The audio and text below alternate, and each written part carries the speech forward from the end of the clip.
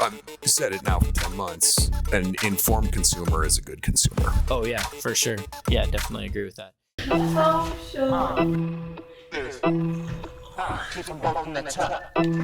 It's a little tight up here. It's perfect. It's a little bright. Yeah. 7-bedroom house for 3 people. Yeah, I would have killed for like a nice little loft all to myself. I also had many siblings in a small house, so. Yeah, But I nice. had none. I got rid of them pretty early on. Didn't want the competition for presents. Yeah, that's fair. I was the runt. I didn't have that advantage. Couldn't do that. It's not about the size of the dog. It's the size of the dog in the fight. Yes. Yeah. It's got to be your bull. Do I look at the left camera or the right? Let's look at the middle one. You can look wherever you want, honestly. If you want to look at me in the eyes the whole time, that would actually Sometimes be I preferable. do. Yeah. But I feel like if there's a well-timed punchline, Yeah. I it's was got to just kind of do an office thing. mostly wanting to be able to stare into those blue daggers as often as I can. It's nice that we get to do that with our office situation. Yeah. We have to Special. stand up and stretch our legs out, which is great for tall people. We need to, over 6 foot tall, we need to stand up and stretch often, but our monitors are in between us like a fence. Yeah. It's like, It's very obtrusive. It keeps us from our true feelings as two married guys. yeah, it's like home improvement style neighbors. Wilson. Yeah. He's a good guy. I wonder if he knew anything about construction. It seemed to. That obviously his neighbor was well involved in the trades. You know, Wilson, actually, I do remember seeing him doing quite a bit of projects. He did like wild projects. Like he was always doing something nefarious. I don't know what that guy was up to. He was definitely on some stuff, I bet, though. That was probably pre-standing scene, Probably. before the proliferation. Which, Yeah. coincidentally, we do have standing scene videos now. We do have standing scene videos now. That is good, too. Hey, what's up? This is Balcony Boiz in the house. This is our balcony. It's not our balcony, actually, but we're using it, and this is where we will reside until we find another balcony. I'm Wyatt. Ryan. And it's our podcast. We're going to be talking about everything under the sun, roofing matters. I think we're going to talk shop. Yeah, I think we'll be fairly roofing centric if you do decide to stop by and see us. Cover what's happening in the industry, best practices, what some consultants are suggesting, maybe what they're not suggesting. Yeah. We'll also try to get some guests on. So if you want to come on a podcast, let us know. We'll have some fun bits where maybe we watch some videos, react. Yeah. We're going to also have a tech focus, obviously. Yeah, for sure. Yeah, we're both from Sales Assist. We're going to cover Sales Assist a few times, maybe have a shameless plug in the middle of the video, so look out for that. I bet that shows up. Yeah. Other than that, though, yeah, we'll just try to bring our opinion unfiltered and go from there. Yeah. What should we talk about today? We had that was who we are. Next, we wanted to talk a little bit about I think prospecting. We get posed with that a lot. prospecting. Okay, what about prospecting? So a lot of folks will ask, can I email your videos Yes, we do get that question a lot. to a homeowner? Mm-hmm. I've seen that pushed as a method recently. I don't want to say it's invalid, but we do believe that the most power is sitting down with the homeowner and actually controlling that whole narrative, that whole process, making sure that they see it. Obviously, that's a shortcoming of the email method. Yeah. Now, people are extremely busy nowadays, and if the homeowner is demanding that, I still think you are losing that aspect of control. Well, I could see the want and desire to send things through email, right? Like you said, time management. People are all about being on their phones now. That seems like the best way to get a hold of a customer, right? So that makes sense. But honestly, think about all the other distractions they have on their phone too. Yeah. Are they actually looking at your email? Because 7:00, if I'm on my phone scrolling, I'm probably not looking at a contract. Probably not watching anything that contractor's sending me. It's probably going to be during the daytime at best. if I remembered to get back to it too. And while obviously sales professionals are professional and measured, there can be subtlety and nuance that's lost in that delivery. Oh, yeah. Some of the charm might not be there. Also, those homeowners, if it's like we are in the Midwest, they've got the moment your truck pulls out, there's 2 other trucks pulling in right behind you. Yep. So they put you off with an email, or you say you'll send an email, and then some other salesperson comes along and they're suddenly sitting down at that kitchen table or in that living room. Yeah, why would you want to punt to an email if you're able to get in front of them and have that interaction with them? There's so many times that, like, through an email or text conversation where you think that, okay, what I'm sending makes sense. That person's going to understand this. And then you're just like, this is pretty lighthearted. Send. Next thing you know, like, person's calling you. Interesting that they would do that instead of texting back. They call you up and they're just like, hey, what the hell? Why'd you send this like this? And it's just like, well, that was not my intent. Yeah. So and I get that a lot. Things get lost in translation, I think, for sure, with email or text. But my sarcasm and dry can certainly be lost on people, so I have to remain aware of that. Oh shoot, just escaped me. I had another thought on why you would want to sit down. Hopefully we can edit that. Well, no, yeah, we can edit. But yeah, I think another reason why is credibility. And maybe that's where you were going next. I think something with sitting down with a homeowner, there's a couple of thoughts behind it, but if you're walking them through your process and your presentation, you're the one gaining the credibility and becoming the professional, educating them, which is huge. And if you're sending that over email, 1, they're probably going to get lost on what's actually happening. And 2, where's that credibility going? Who's the professional?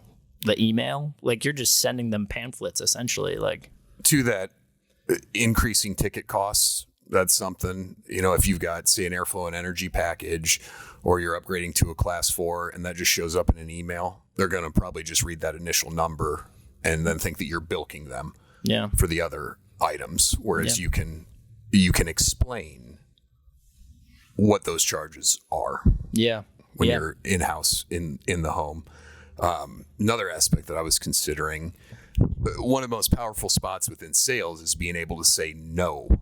And so if they demand it be emailed, it would be a powerful spot to be able to say, we don't do it that way. That doesn't fit our system. We're probably not a good fit for you. Oh, yeah. Yeah, for sure. Having that ability is big. Yeah. Yeah. And for those starting out, I mean, that can certainly be a challenge. You certainly want all the revenue that you can get, but being able to get yourself to that position is a powerful spot to be. One of those other 2 vehicles that's showing up, odds are, is that 80% of roofing companies that are 3 or less folks in a single truck. Yeah. Odds are, if you're in that higher percent, the longer existing larger companies, you've got a lot more wrapped up in costs and overhead, and you need to be able, you're going to be charging more. You need to be able to clearly explain that. Brand recognition can go a long ways, as well as providing credibility. They know that you're not a fly by night if you've been around, say, 5 years. Yeah. But you would want to certainly weigh all of that. Now, don't get me wrong. If we get someone engaging us saying, well, we email everything and we're doing 25 million. Turns out I'm wrong. I've been wrong before. I bet you I'll be wrong again. Oh, yeah. And it's not that there's not some strategy behind it that works, but I do think the best way to go about it is sitting down with the homeowner. I mean, you think about how much you spend on leads, trying to get those leads in, right? And then you decide to punt to an email. Who knows if that person's going to get back to you or not? Like, we know the best way with clients is to be speaking with them in person and have that personal touch, which in this day and age, I think personal touch is going to go a lot further than an email. So, yeah, and it can also be a power position if you're dealing with someone who is heavily involved in that just phone culture. They go to work, they're on the computer, not interacting with many people. and then they're at home and they're on their phone, not interacting with many folks. There's some power in that position, in being in their presence. You're providing something completely different to them than what they're used to. And you can finagle that to add confidence to them and cool them down. Right. But again, if it's simply a put off to, just email it to me, as of now, they're not a good customer for us. Right. Yeah. Yeah, exactly. It's good vetting, like you mentioned before, for sure.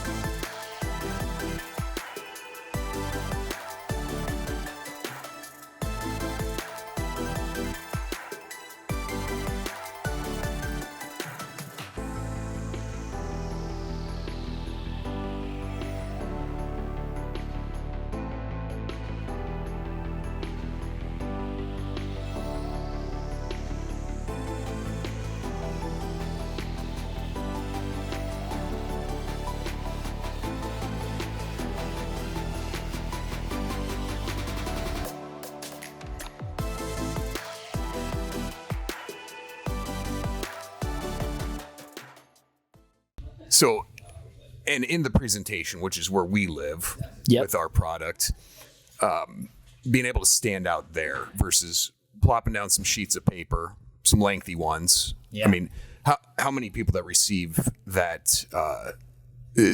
your bid over email are going to read through however many pages of legalese that you have? Yeah, not many. I know I wouldn't. Yeah. Speaking from truth, I would want to. You game, but I'd probably I wouldn't get around to it. Yeah. You game. How many of those end user license agreements have you read through? Never once. Every PlayStation update, it's got 80 pages. If I can immediately just hit next, I will. But if it makes me scroll, I've definitely turned my scroll wheel to like full auto scroll and just like all the way to the bottom and skip. Like, I'm not reading that. That's yeah, and so there's more power in, as a salesperson, being able to sit down with that homeowner and explain, we are going to cover you on this, this, and this. This means this. Let's say they have a question on that proposal and they email it back to you, and you're busy and you didn't get to them. And in that meantime, 4 other companies have been in their DMs or their email. Yeah, if I had somebody walking me through all those things in person, I would probably actually be a little more concerned about what those privacy things are or all the descriptions, all that long stuff, the legalese that you're talking about. But yeah, no, I agree. So I think the power of being in person, and then also the next step is like if there was a video to explain what's happening, also a huge game changer for me. I would rather sit through a little trailer of what's going on or what could be going on than have to read a book. Well, people want autonomy and want control, and at the same time, they want somebody who knows what they're doing. So when they ask what's going on with a certain component of their roof or why that needs to be replaced, you need to be able to clearly express that to them, or better yet, show them. Yeah. Yeah. And without that, you will have homeowners that are trusting, but that's where our product comes into play, as well as other ones out there, is to, I've said it now for 10 months, an informed consumer is a good consumer. Oh yeah, for sure. Yeah, definitely agree with that. And we've found that, this is, again, our shameless plug, a little bit more about us. In most of our podcasts, we'll speak mostly roofing things, trends with our guests. We'll have conversations, but we're definitely going to do a little plug here. But people are visual learners, and we found 65% of people, which we think is more than that. Yeah. That's a low percentage. But to understanding everything, it's like these video presentations can really spell it out for you. So actually feel comfortable in purchasing with this person. The person's walking you through every step of the way with these animations. And when you see it and you can connect the dots, man, that makes such a huge difference. Yeah, someone tells them, okay, we're going to check your decking, remove that. We're going to do X, Y, Z, this, and that. And then they ask a young pup who's fresh out in the field, well, what's this? And let's say that young person has their mind wanders like mine, and he can't regurgitate, or she regurgitate to them what that was, what that roof component was that they just asked about. That's probably it. Yeah, that's not good. That's not a good look. Yeah, we found these videos are good for training on that point. Training your team, getting them up to speed, somebody off the street with no roofing experience. I mean, that's how powerful animations and these videos can be in educating somebody about such a complex process. And the nuances of it. Like we do have the general re-roof, but we have a lot of the extra things like explaining a perfect airflow and energy system in the attic space, and 5 different vent options. Yeah. Oh yeah. What's a whirlybird? What's a turtle vent? What's a Brown? Yeah. Ridge cap, ridge vent. Well, we've got all those options. Power.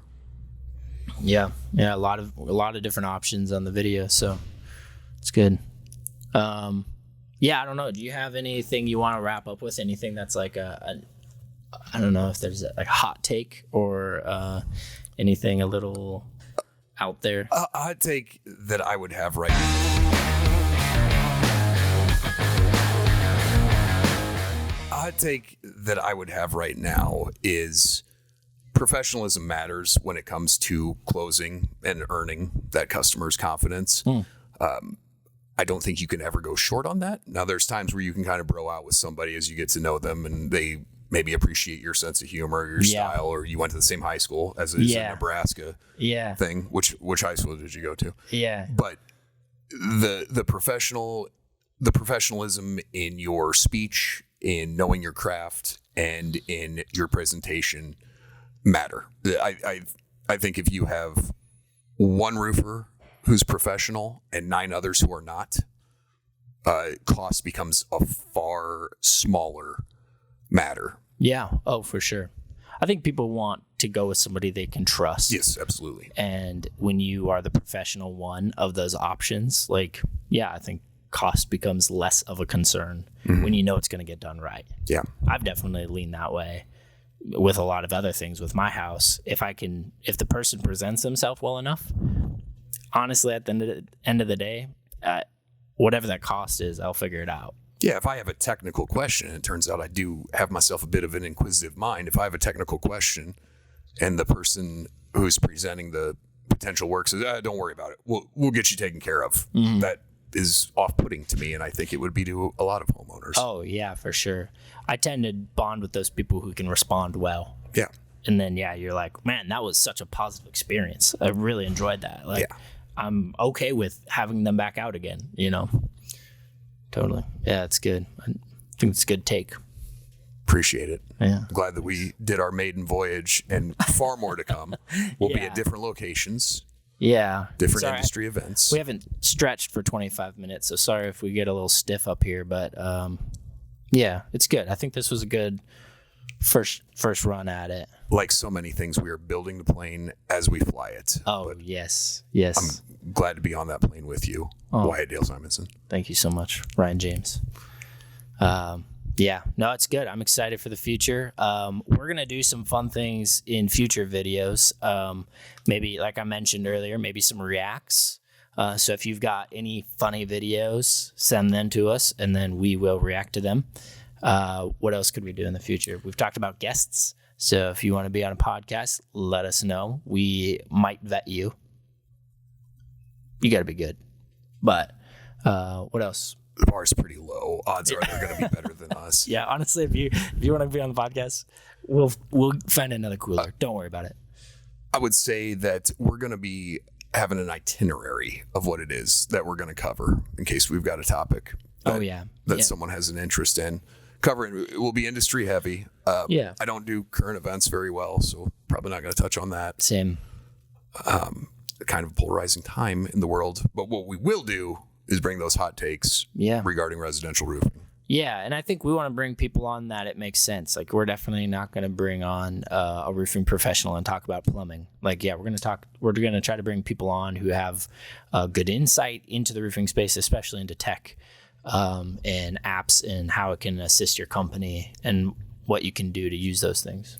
Yeah, and I'm seeing manufacturers, distributors, owners, sales folk, service technicians, whatever it is, we're going to get access to all those. Yeah, that's good. And tailor those episodes to that guest. Yeah, for sure. Is that camera turned off? That camera has died, yes. It had 20 minutes of power, so... Then I'm at this one. I've been staring at that one and just realized it's gone down. That's unfortunate. Let's do a little bit of a sign-off. What could we... We're the Balcony Boys. We are. We are the Balcony Boys. I mean, this is the quintessential. But that's almost... It's almost become... It's come full circle a little bit, right? Like, people throw up deuces all the time now. There's a little bit of a phase there where they... weren't cool anymore. I wish it would have lasted longer than just a little bit of a phase. Yeah, it's back. This is very popular now. I don't know if many people do it this way unless they're joking, like jokes. Like, we're definitely joking. We'll work on our sign off. Until next time. Till next time. It's the Balcony Boys. Balcony Boys out. I gotta jump on a demo call. Yeah. Okay.